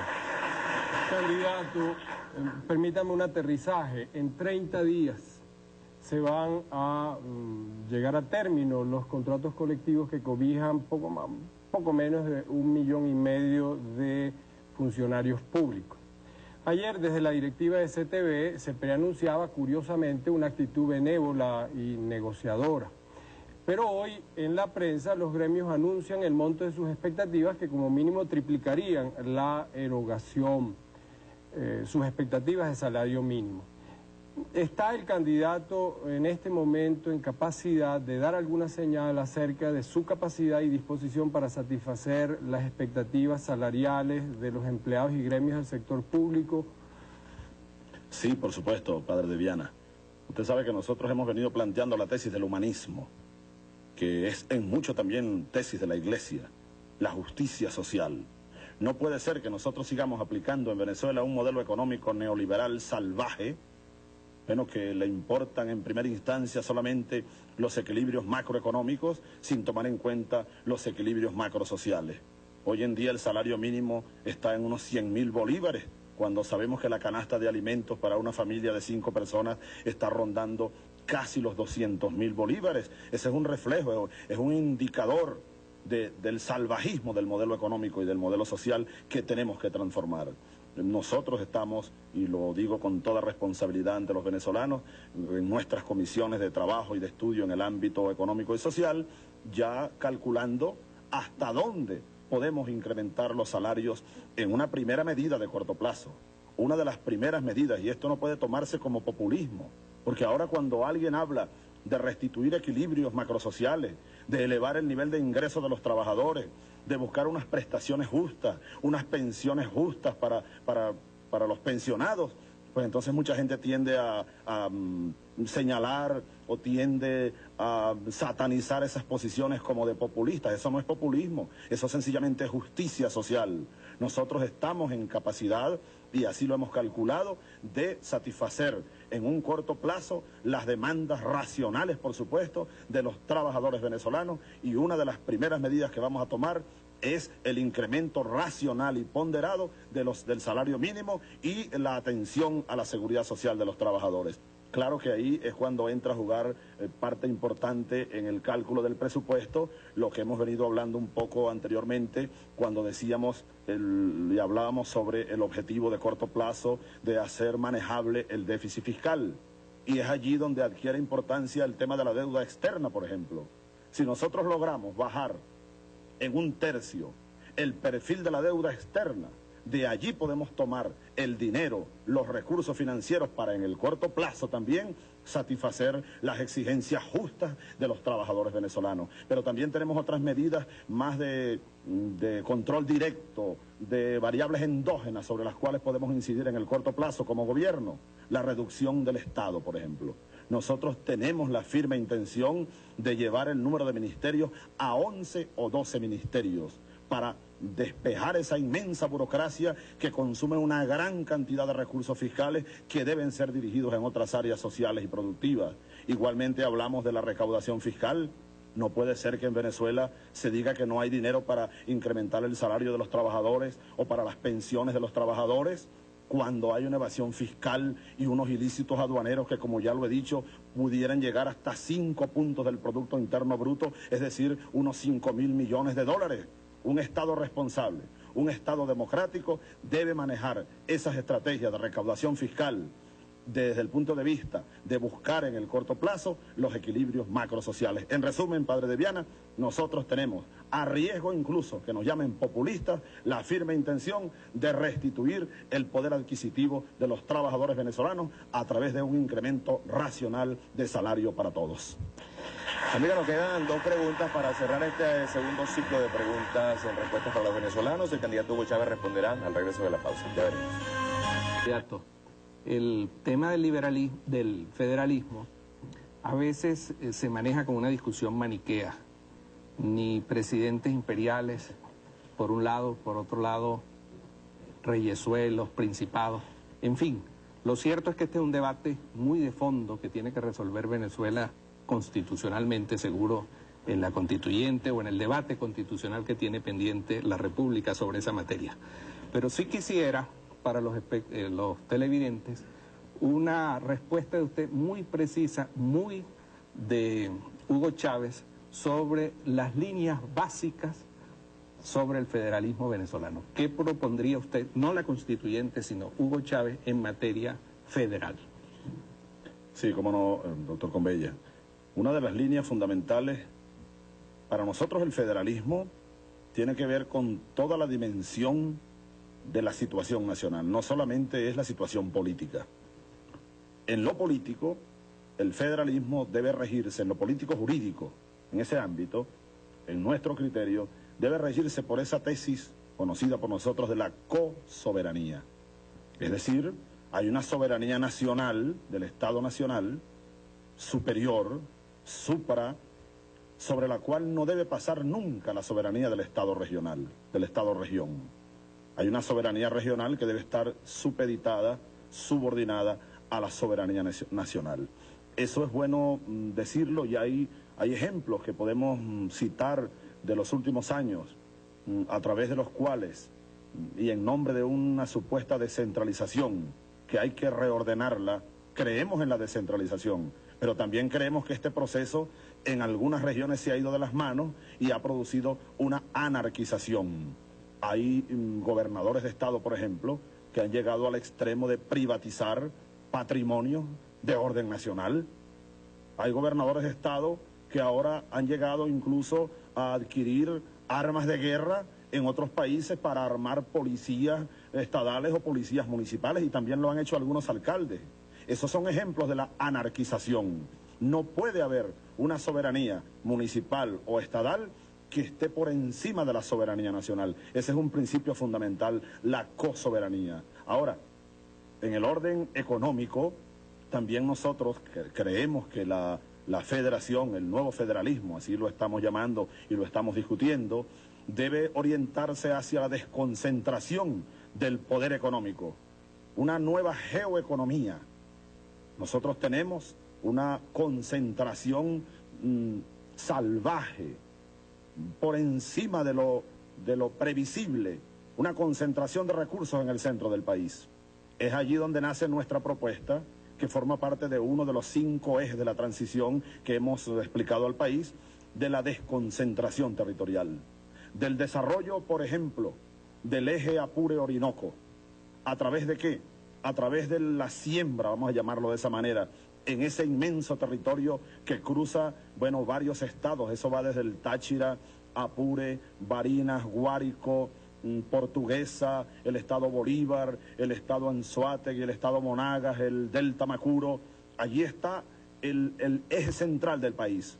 Hay que mirar hacia allá y hay que volcar hacia allá cantidades apreciables de recursos, de inversiones. La construcción de un plan, de un eje ferroviario a lo largo de ese inmenso eje donde hay 300.000 kilómetros cuadrados de territorio, un inmenso potencial minero, pesquero, acuífero, agrícola, forestal. Ahí hay un inmenso potencial para una Venezuela nueva. Eso forma parte, es decir, la desconcentración económica para buscar un equilibrio geoeconómico, la desconcentración humana también. No podemos seguir nosotros tolerando o amparando esta concentración poblacional en torno a las grandes ciudades, que es una de las consecuencias del modelo petrolero y del modelo de concentración de poderes del todo este siglo en Venezuela. Tenemos que lograr la construcción de ciudades, tenemos que poblar esa Venezuela del sur. Eso forma parte también de ese nuevo federalismo. Entonces, en resumen, en el orden político, en el orden jurídico, en el orden económico, en el orden poblacional, he allí la visión holística, integral de esa concepción nuestra del nuevo federalismo hacia una Venezuela equilibrada en lo social, en lo económico, en lo geográfico, en lo geopolítico. He allí un resumen, doctor Convella, de ese tema que es apasionante y para el cual la COPRES, estoy completamente seguro, tiene mucho que aportar a la discusión del próximo año. Doctor Tulio Hernández, su pregunta. Todos los candidatos y sus programas declaran como una prioridad fundamental a la educación. Incluso he insistido en eso en todas las sesiones que hemos tenido en este programa y hasta el momento no he encontrado respuestas precisas. Tanto que ayer un taxista casi que me regaña y me dice que no siga preguntando, que nadie me va a responder eso nunca. Pero yo creo que es una obligación insistir en el tema porque obviamente el de la educación es un tema fundamental para el futuro. En mayo se suponía que los 7 gremios de la educación media tenían que haber introducido sus contratos. Y de no haberlo postergado hubiésemos entrado seguramente en una nueva ola huelgaria. El drama actual es que mientras el 87% de los estudiantes de educación privada terminan sus carreras en el tiempo previsto, Según el Banco Mundial, solamente el 23% de los que están en las instituciones públicas lo hacen en el mismo tiempo. Y una de las causas fundamentales que se supone que produce esto es el de las huelgas. Usted, que ya está trabajando con su equipo como presidente, va a encontrarse con este tema y con estas solicitudes a pocos meses de haber iniciado su gestión. Mi pregunta es, ¿cómo va a responder en caso, si se mantiene la tradición que tenemos de hace más o menos 20 años, se inicia un ciclo huelgario en la educación? ¿Va a hacer lo que hizo el gobierno Caldera con los médicos, que es la represión o la sustitución de sus servicios? ¿Va a hacer lo que ha hecho siempre el ICOPEI, que es firmar compromisos sin tener con qué honrarlos? ¿Va a dejar que se afecten a los usuarios, es decir, a los estudiantes, y vuelvan a perder clases por un tiempo? ¿O va a buscar recursos ilimitados para mejorar y cumplir con las exigencias que los maestros y los profesores puedan hacer? ¿O tienen ustedes una alternativa distinta a estas con las que nos tienen acostumbrados hasta ahora los gobiernos anteriores? Ojalá pueda yo sacar el swing ante ese lanzamiento y que nuestro amigo el taxista quede un poco contento y no lo vuelva a regañar. La educación, sí, se habla tanto de la educación, pero sabemos que la realidad espeluznante venezolana es que nuestro modelo educativo es de los peores del mundo. Y uno de los efectos de ese modelo educativo ha sido la privatización de la educación. Esos índices que usted relataba, expresaba, son, sí, terroríficos. Porque en Venezuela la educación está prácticamente privatizada. De hecho, y ahora hay quienes pretenden hacerlo de derecho. Nosotros comenzamos fijando posición ante el país. Más allá de las negociaciones que habrá que hacer con las organizaciones gremiales, con los sindicatos, que son bastante, por cierto. Hay un proceso de anarquía allí, de partidización, y por eso la constituyente, volvemos a caer en el tema, que yo estoy convencido que si no impulsamos una asamblea constituyente que reordene la vida nacional, que reordene política y jurídicamente el marco venezolano, es sumamente difícil impulsar un proceso transformador, porque hay fuerzas que amarran, que aprisionan, son como una lápida que nos aprisionan a todos y evitan lanzar proyectos serios que ha habido en Venezuela. Pero volviendo al tema, nosotros comenzamos por decir que en una nueva Constitución Nacional y marco jurídico, nosotros reivindicaremos el derecho del pueblo venezolano a la educación. La educación debe ser gratuita y obligatoria para todos los niños y para todos los jóvenes venezolanos. El que quiera pagar y pueda hacerlo, que lo haga en la educación privada, pero esa debe ser la excepción, jamás puede ser la regla, porque la educación es vital, es como el aire. La educación no podemos verla como algo, no, es un regalo del Estado, no, es una obligación del Estado proveer las facilidades educativas a todos los venezolanos, y es un derecho inalienable, es un derecho natural incluso. Bolívar lo decía con mucha claridad: un hombre sin estudios es un ser incompleto. Entonces, ese es un principio fundamental de la acción de un Estado nuevo, de un Estado soberano, de un Estado verdaderamente democrático. Ahora, las huelgas. Antes que enfrentar las huelgas con medidas represivas, habrá que enfrentar las causas de las huelgas y convocar a los sectores de la educación venezolana, más allá de las organizaciones gremiales, las universidades, el estudiantado, los medios de comunicación social, la iglesia, todas las Fuerzas Armadas, que son una institución educativa también. La educación venezolana está en emergencia y tenemos que activar un proyecto y un plan de urgencia para elevar en el corto y mediano plazo la calidad de la educación venezolana y garantizársela a todos los seres humanos que hemos nacido en este país, en Venezuela. Por ejemplo, el presupuesto de la educación. Se dice por allí que no hay presupuesto para la educación. Pero sí hay presupuesto para la corrupción. Si hay presupuesto para darle a los partidos políticos miles de millones de bolívares para esta campaña electoral que, gracias a Dios, ya va a terminar dentro de 2 días, por ejemplo. Si hay dinero para la corrupción, para la burocracia. Si hay dinero para darle a alcaldes que a veces no tienen ni legitimidad y no hay control en esos gastos burocráticos. A mí me decían hace unos días en Oriente que qué iba a hacer yo como presidente de Venezuela si no había recursos y había que cerrar las universidades públicas.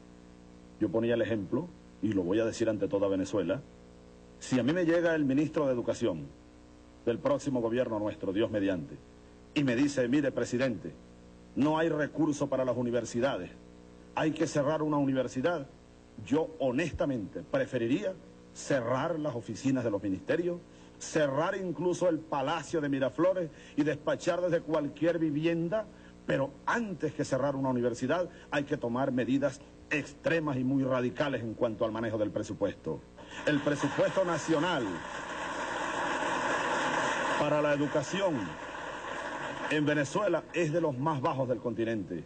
Nosotros no estamos prometiendo, porque es imposible lograrlo de la noche a la mañana, caeríamos en esto de ofrecer milagros, no vamos a caer en esto. No podemos incrementar el presupuesto para la educación de un año a otro al nivel adecuado, exigido y aceptado por la UNESCO a nivel internacional. El presupuesto hoy de la educación venezolana está en el orden de 3 puntos del Producto Interno Bruto. Y países como Costa Rica lo tienen en 7 puntos del Producto Interno Bruto. Nosotros sí tenemos la proposición, la propuesta y la voluntad indeclinable de aumentar progresivamente el presupuesto a la educación para llevarlo en el mediano plazo al nivel aceptado y exigido por los organismos educativos internacionales. Esa es una medida, pero habrá que hacer transformaciones a fondo.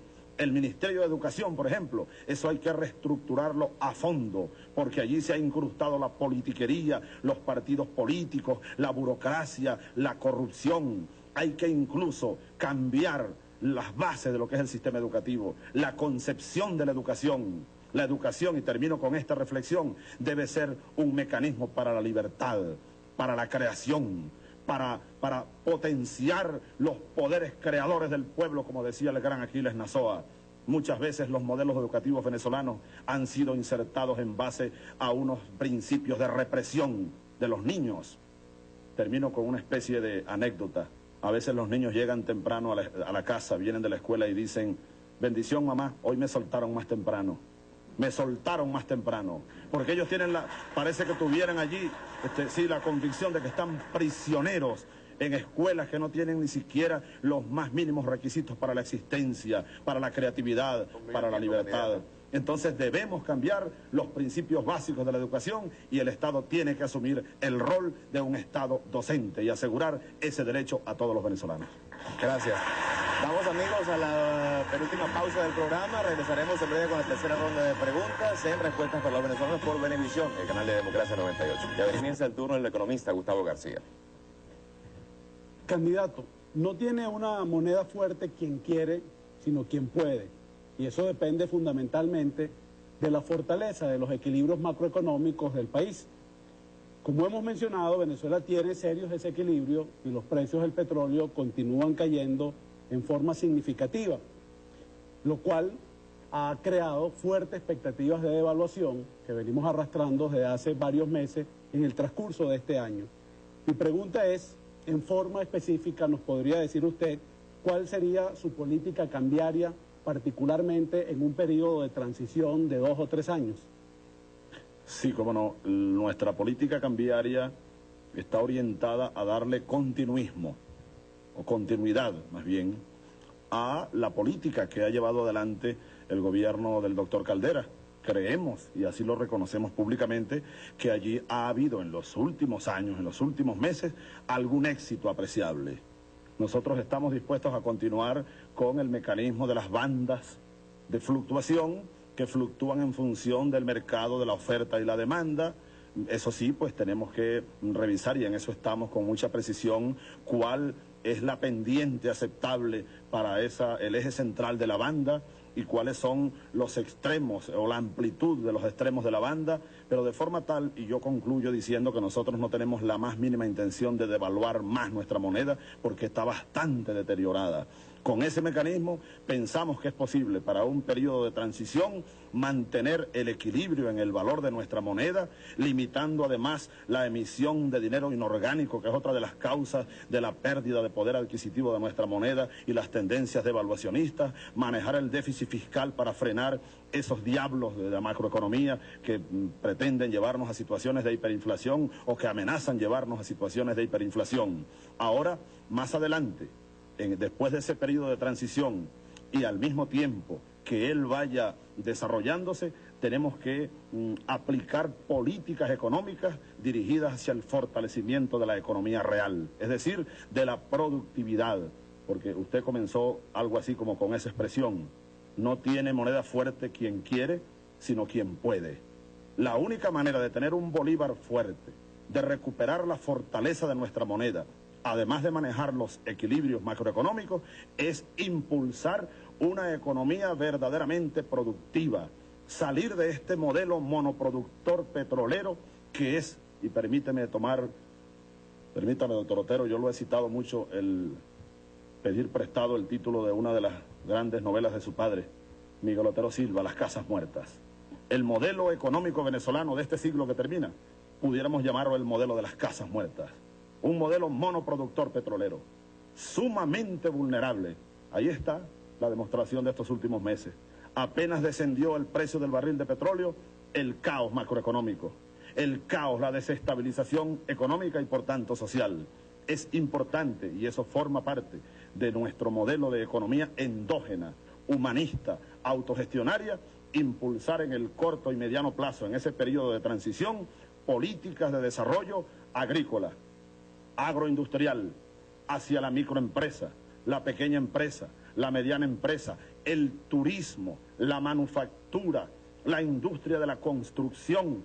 Esos son lo que hemos llamado nosotros los ejes dinamizadores de la economía. Mientras tanto, porque ese es un proceso, lo sabemos, que va a llevarnos varios años, tendremos que manejar la política cambiaria y estamos dispuestos a hacerlo con la misma política que ha manejado en los últimos meses el doctor Caldera y su gobierno, es decir, las políticas de bandas para establecer un equilibrio y mantener un equilibrio en el valor de la moneda. No vamos a devaluar el bolívar porque está sumamente vulnerado el poder adquisitivo de nuestro pueblo, de nuestros trabajadores, y además, por otra parte, sabemos el alto componente importado de nuestra inflación, por el alto componente importado de la producción nacional. Por eso decía, mientras manejemos esto en periodo de transición con equilibrios macroeconómicos, es urgente que impulsemos un modelo de economía real, de economía productiva, para tener de nuevo un bolívar fuerte para el próximo siglo, como lo tuvimos durante buena parte del siglo que está terminando. Doctor Miguel Enrique Otero, su pregunta. Candidato, el sector de mayor crecimiento en la economía mundial es el sector de las telecomunicaciones. Venezuela es el segundo porque es un país petrolero. Entrar en el siglo XXI con vocación de desarrollo implica potenciar al máximo tanto la apertura como las inversiones en telecomunicaciones. Estamos hablando de internet, fibra óptica, competencia entre las compañías telefónicas, todo tipo de nuevos sistemas de televisión, etc. Esto requiere de un compromiso muy fuerte con la apertura, por una parte, y con el estímulo a las inversiones tanto nacionales como extranjeras por la otra. Si usted está de acuerdo con esta hipótesis, ¿cómo va a impulsar esta apertura y además atraer a esos inversionistas hoy que están asustados y paralizados? Asustados por el efecto Chávez, dicen algunos, por el lobo feroz. Sí, nosotros hemos venido, un comentario general, sí, hemos venido enfrentando esos miedos, hemos venido conversando, más allá del sector de las telecomunicaciones, ya responderé brevemente su pregunta.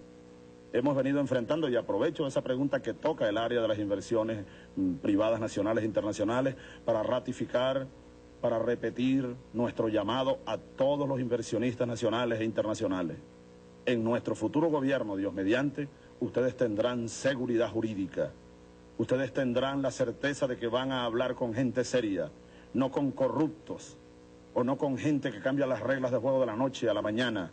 Nosotros vamos a gobernar con seriedad a Venezuela.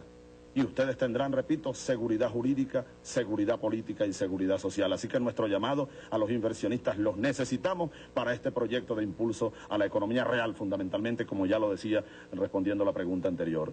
Ahora, en el área de las telecomunicaciones, allí voy a mencionar 3 elementos, doctor Otero, de lo que hemos estado discutiendo con los expertos, con los técnicos en el área. En primer lugar, a Venezuela, a nosotros nos hace falta un verdadero plan estratégico donde se inserten las líneas fundamentales de expansión equilibrada, necesaria, de esta área de telecomunicaciones, de electrónica. Estamos en la era de la cibernética.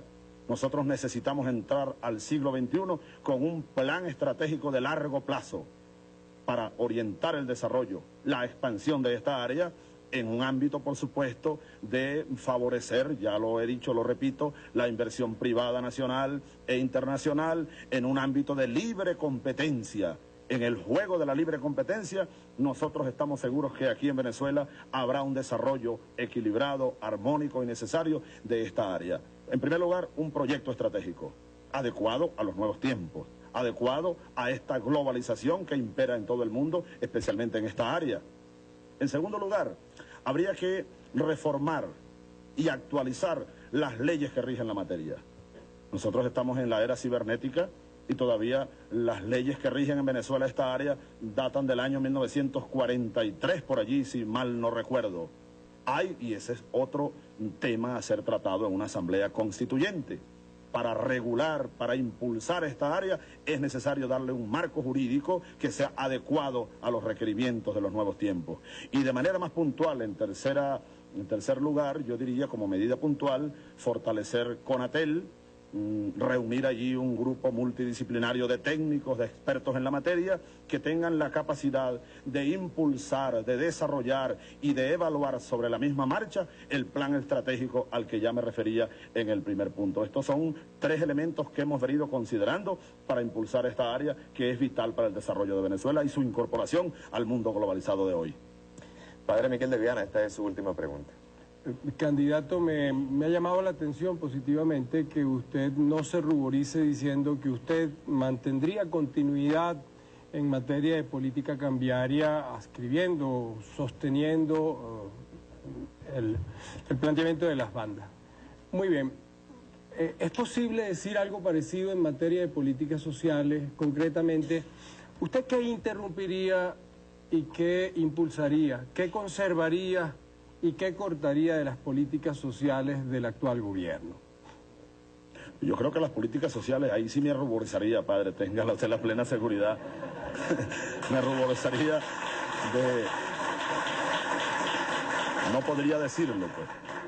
No podría decirlo que vamos a dar continuidad a las políticas sociales del gobierno de Caldera, porque creo que han sido nefastas. Evaluemos por el resultado. ¿Acaso se ha mitigado la pobreza en Venezuela? ¿Se ha mitigado el hambre en Venezuela? ¿La niñez abandonada? ¿La seguridad social? No, todo esto se ha acentuado en los últimos 4 años, producto de la aplicación de unas políticas neoliberales, repito, que tienen como principio salvaje, y es una frase del Papa Juan Pablo II, el neoliberalismo salvaje, tienen un binomio salvaje, que se acerca mucho a aquello del darwinismo social. El binomio neoliberal es aquel según el cual lo más importante es lo macroeconómico. Y dicen algunos neoliberales descaradamente que la mejor política social es una buena política económica. No, nosotros los humanistas decimos que la mejor política social es la que atiende las necesidades básicas de un pueblo, de una sociedad, de una colectividad. Nosotros entonces, padre, tenemos en nuestra propuesta humanista, y por eso hablamos de economía humanista, y de buscarle al capitalismo ese rostro humano del cual tanto se habla. Yo incluso en los últimos meses he estado citando como referencia el esfuerzo, me parece positivo, así lo capté en mi visita a Londres hace unos meses atrás, que está impulsando el primer ministro británico Tony Blair con la llamada tercera vía. Y estamos dispuestos en los primeros meses del próximo año a hacer un evento en Venezuela, un evento de corte internacional, e invitar aquí a debatir a economistas de talla mundial sobre la economía del nuevo siglo. Porque no podemos seguir aplicando ese binomio salvaje del neoliberalismo, que lo último que coloca en algún lugar de importancia es al ser humano, y resulta que Jesús decía aquello de que el hombre es el alfa y el omega, es el comienzo y el fin. Entonces hay que revisar todo eso. Nosotros, padre, colocamos y colocaremos, Dios mediante, en el mismo lugar de importancia y de prioridad a las políticas sociales que las políticas económicas. Las políticas macrosociales para nosotros son tan urgentes, tan importantes y tan necesarias como las políticas macroeconómicas. No podemos poner eso en último lugar. No podemos supeditar eso a unas políticas macroeconómicas o a unos planes de ajustes. Yo recuerdo mucho al doctor Caldera con la Agenda Venezuela, que fracasó estrepitosamente. Él mismo lo decía. Bueno, aplicaremos algunas políticas sociales para que sirvan de colchón. Eso es como, permítame un ejemplo un poco brutal, como que usted vaya a darle bueno, yo sé que usted nunca le va a dar un batazo a nadie, a la pelota a lo mejor, a la pelota seguramente, pero un batazo a alguien para que caiga al suelo, entonces póngale un colchón para que no caiga tan duro. No, absolutamente, eso es el salvajismo del modelo neoliberal. Así que debo decirles, y además reitero mi llamado, porque el programa que estamos conduciendo, gracias a ustedes, a Venevisión, al Ateneo, Unión Radio, se llama así, Respuestas para los Venezolanos. Y claro que yo no tengo todas las respuestas para todos los venezolanos.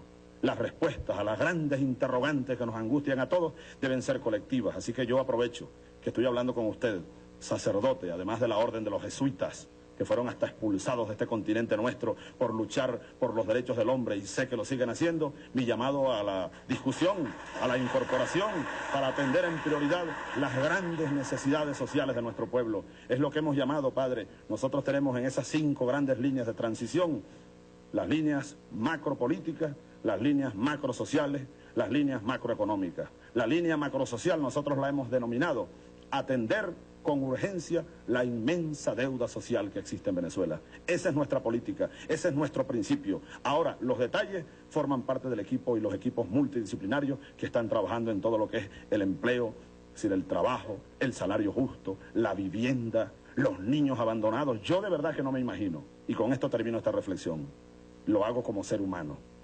Yo no me imagino de presidente de Venezuela acostándome a dormir, a descansar un rato, sabiendo que soy presidente de Venezuela y sabiendo al mismo tiempo que hay, aunque sea un niño abandonado en alguna calle de Venezuela. Eso tiene que estar prohibido para el futuro nuestro. No puede haber niños abandonados, por Dios. Los niños no pueden ser de la calle. Los niños tienen que ser de la escuela, del papagayo, del parque, de la flor, de la felicidad. Esa es nuestra visión del mundo, Padre Beliano.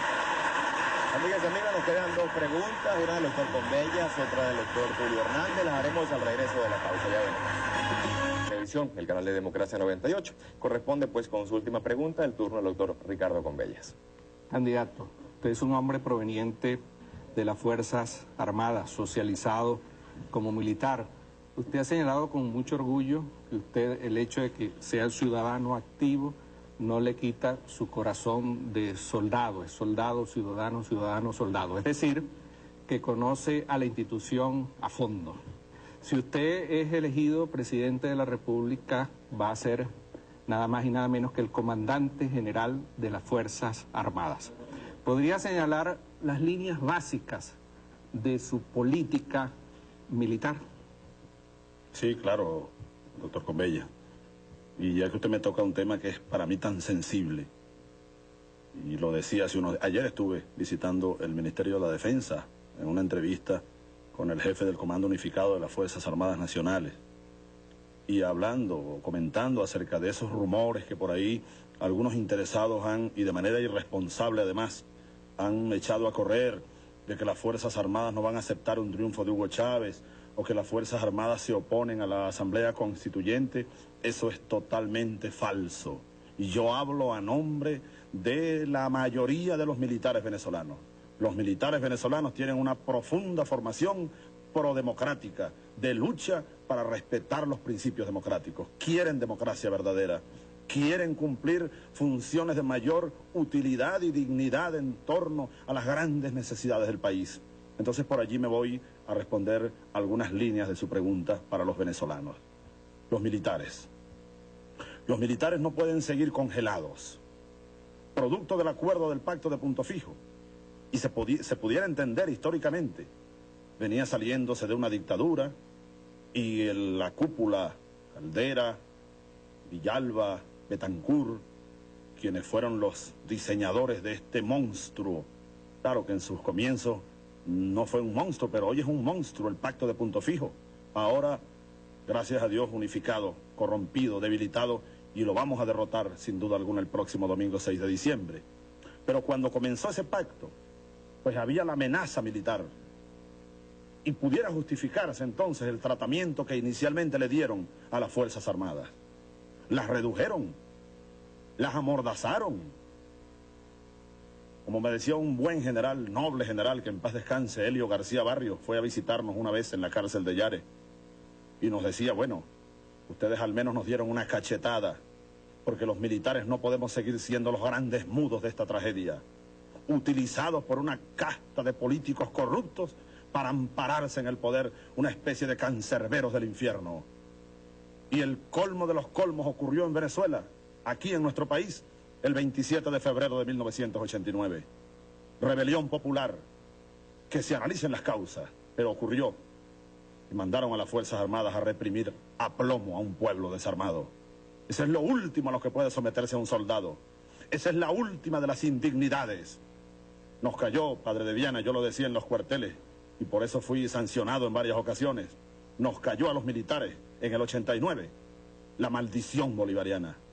Bolívar lo dijo un día: maldito sea el soldado que vuelva las armas contra su pueblo. Y aquí ocurrió, 27 de febrero de 1989, hecho histórico que aceleró la rebelión justa, legítima del 4 de febrero de 1992.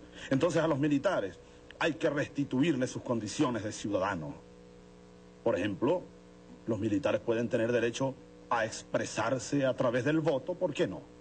Si en las sociedades democráticas maduras los militares pueden votar, esto no es lo mismo que se organicen en partidos políticos, pero pueden ejercer sus derechos ciudadanos. Los militares pueden también expresarse de algunas maneras, al menos defenderse cuando son señalados de algunos elementos que pueden encerrar hechos de injusticia.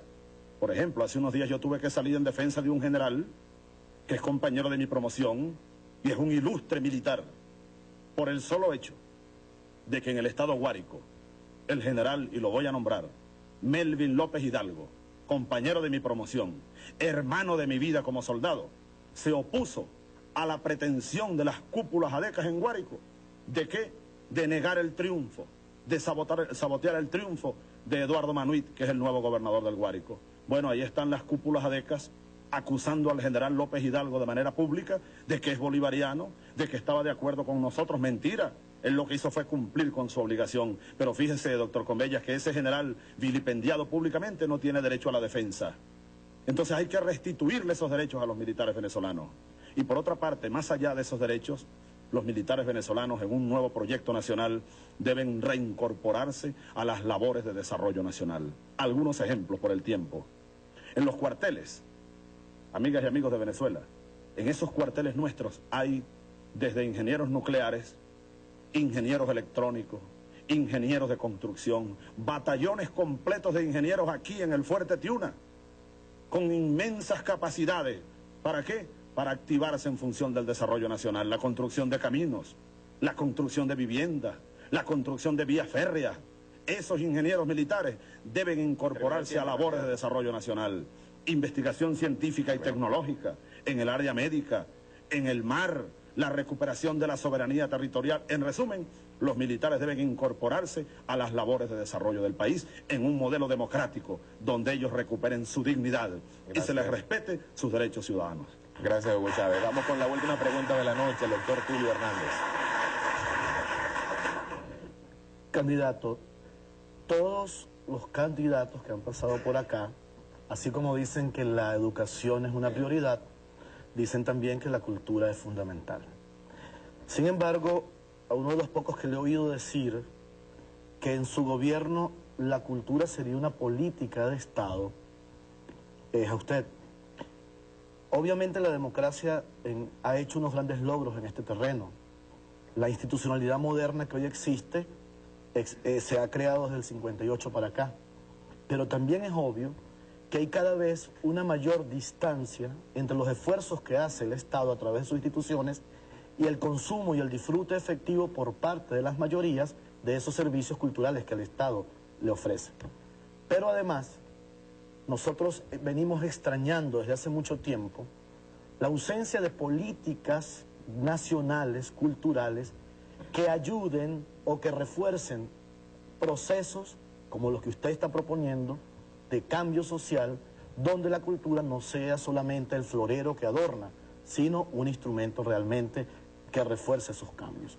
Usted que está proponiendo procesos de transformación, de refundación de las sociedades, de la constituyente hasta otra ética, ¿qué papel exactamente cree que debe jugar las políticas culturales en ese proceso y podría decirnos por lo menos 2 o 3 acciones que nos permita creerlo que es algo distinto y que efectivamente es algo viable y operacionalizable.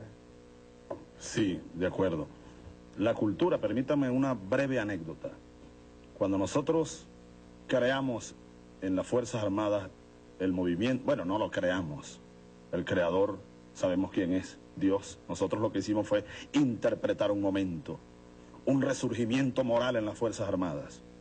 Nosotros, uno de los mecanismos que utilizamos para impulsar ese movimiento que tuvo mucho de moral, de ético, fue la cultura. Yo recuerdo al subteniente Arias Cárdenas, teniente Arias Cárdenas, por ejemplo, recorriendo el país con un teatro bolivariano, con soldados haciendo teatro. Yo incursioné un poco también en esto. Escribí obras de teatro, llevamos la cultura venezolana por todos los cuarteles y hacia la sociedad civil de vez en cuando. Y eso potenció mucho nuestro movimiento. Un movimiento cultural, educativo, basado en las raíces. Cuando diseñamos el árbol de las 3 raíces, por ejemplo, ese es un movimiento profundamente cultural.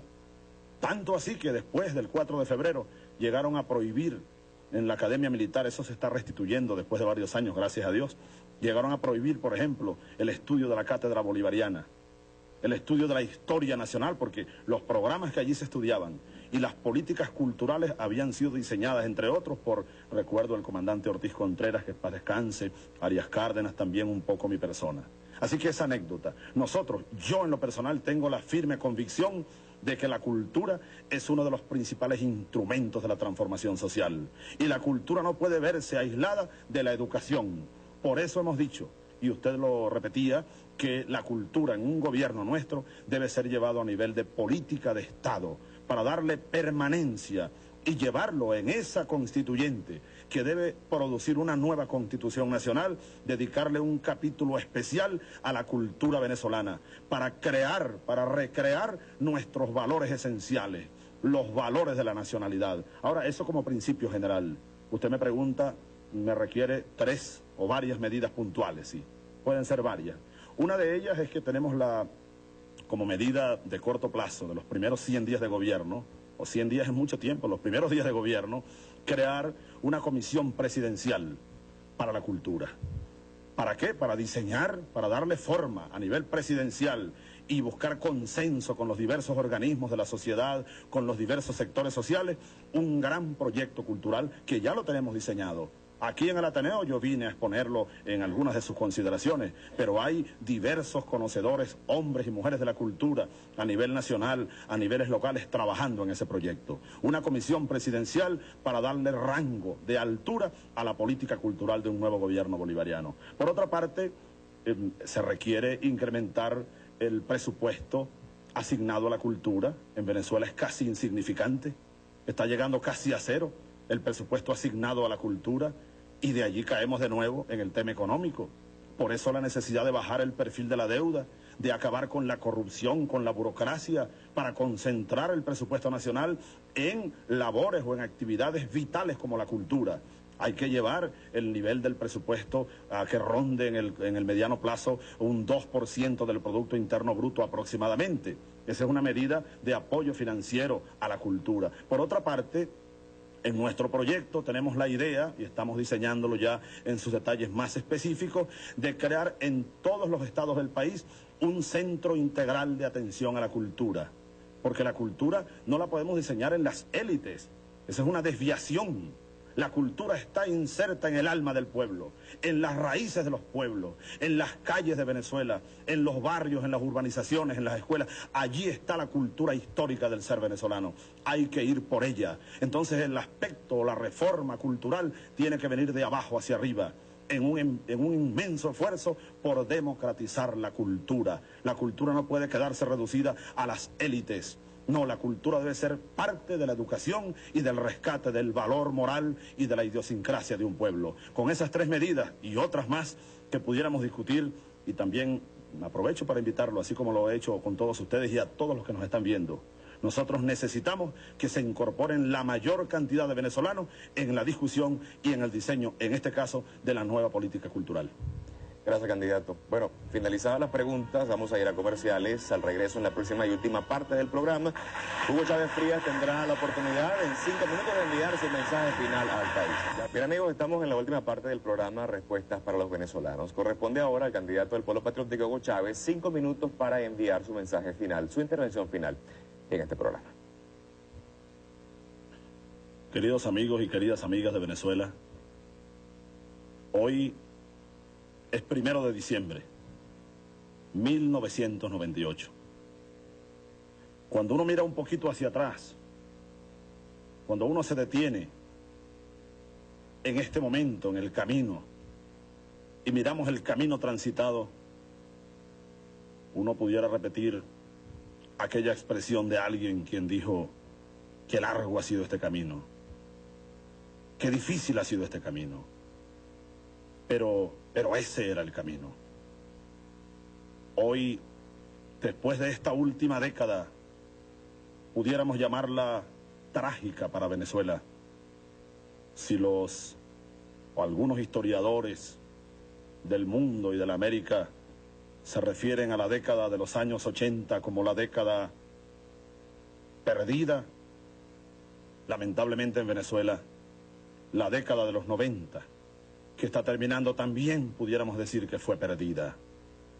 Claro, perdida en algunos ámbitos, pero hemos obtenido grandes ganancias los venezolanos en estos últimos años, por sobre los dolores, por sobre las tragedias, por sobre la oscuridad, por sobre este proceso de degeneración política y moral que ha venido azotando a Venezuela en los últimos años. Se levanta de nuevo la voz de un pueblo. Decía Albert Camus: yo me rebelo, luego nosotros somos. Una afirmación cartesiana que hoy creo tiene vigencia en la Venezuela de este fin de siglo. Después de estos años, ¿cuántas cosas no han pasado?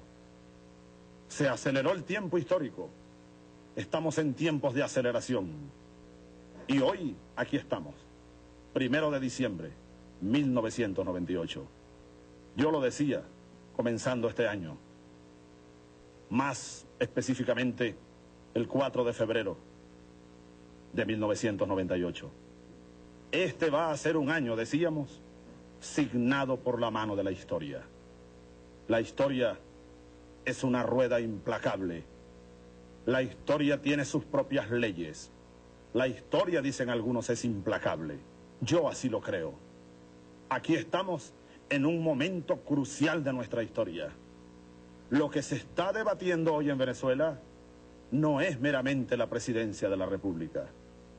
Lo que se está jugando en Venezuela en esta campaña electoral que termina en pocas horas no es solamente un cambio de gobierno, no, venezolanos. Es muchísimo más que eso.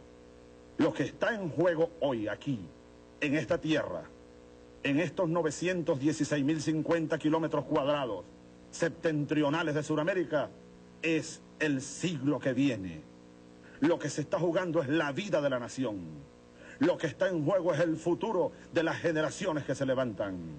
Por eso, yo, soldado ciudadano y ciudadano soldado, en este punto crucial de nuestra historia, y colocado como los acontecimientos me han traído en el ojo del huracán, llamo a todos los venezolanos, sin excepción, a que internalicen, a que profundicen en su conciencia, a que sientan su voz interior, más allá del vocerío atormentante que muchas veces oímos por todas partes. Más allá de ese vocerío, muchas veces sin sentido, yo hago un llamado a que oigamos nuestras voces interiores, a que oigamos nuestra propia conciencia, a que cada quien asuma su inmensa responsabilidad. El poder verdadero está demostrado por los siglos de los siglos. El poder está en el colectivo, en el pueblo, en el soberano. Es así reconocido en los arcanos de la historia de los pueblos. Pues hoy, como yo le respondía al respetable sacerdote de Viana hace unos minutos, así lo creo, así lo siento. Estamos presenciando con nuestros propios ojos la resurrección de un pueblo. un pueblo que se levantó con su dignidad, con su conciencia. Y estamos a las puertas de escribir páginas imborrables para la historia venezolana. Hagámoslo. Nosotros podemos hacerlo. Cuando pasen los siglos, cuando pasen generaciones tras generaciones, cuando en el año 2050 o 2060 o 3000 se estudie la historia de Venezuela, nuestros descendientes tendrán obligatoriamente que detenerse en este año 1998. Así lo creo, así lo percibo, así se siente en el ambiente nacional. Por donde quiera que uno va, desde las costas del Caribe hasta las costas del Arauca y del Meta, y desde allá de la Sierra de Perijá hasta las selvas de Guayana, por todas partes hay un pueblo que anda, hay un pueblo que canta, hay un gran sentimiento de fe, de optimismo que irradia futuro, que irradia vida, que irradia esperanza por todos los ámbitos de Venezuela. Yo feliz me siento de haber transitado los caminos que hemos transitado. Feliz y comparto la felicidad del pueblo venezolano.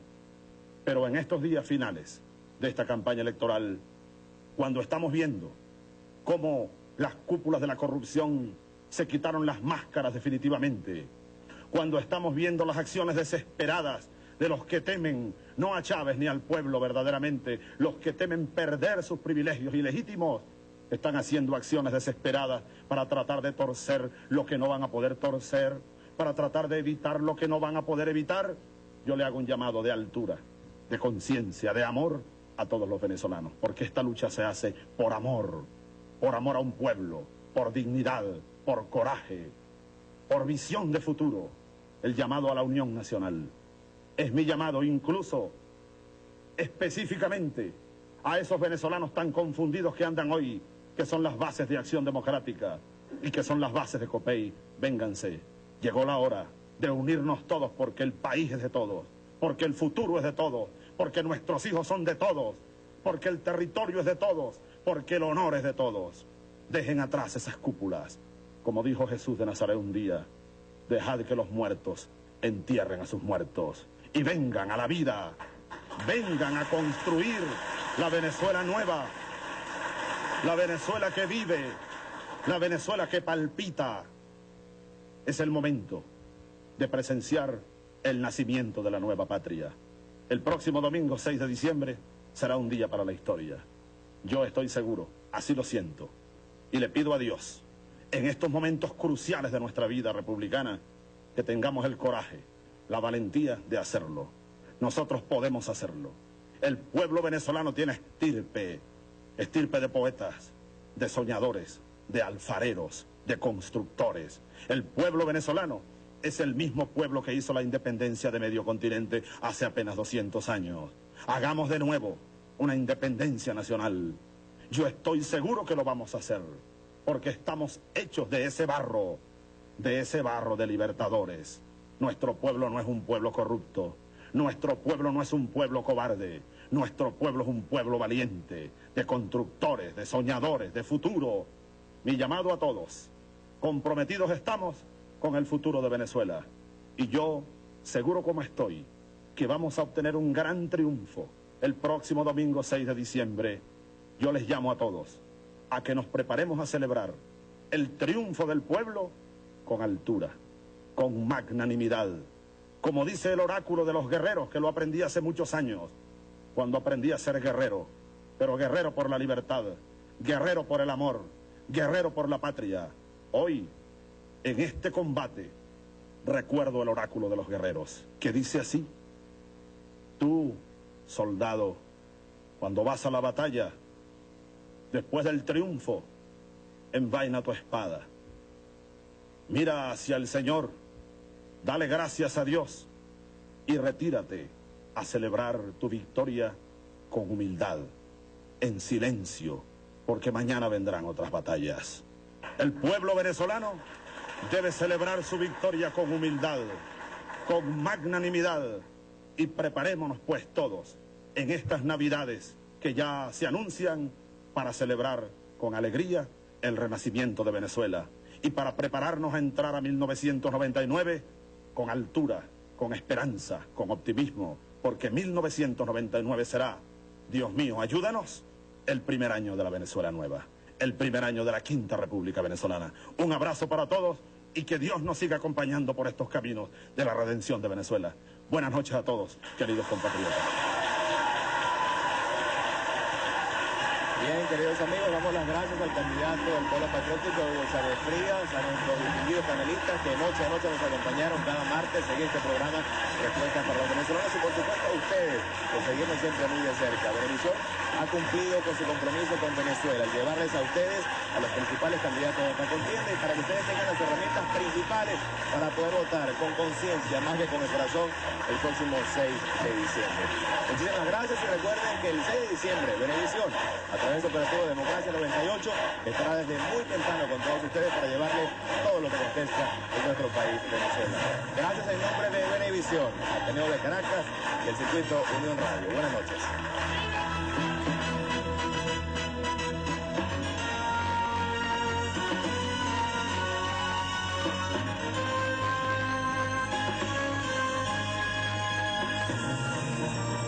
Venevisión presenta el show.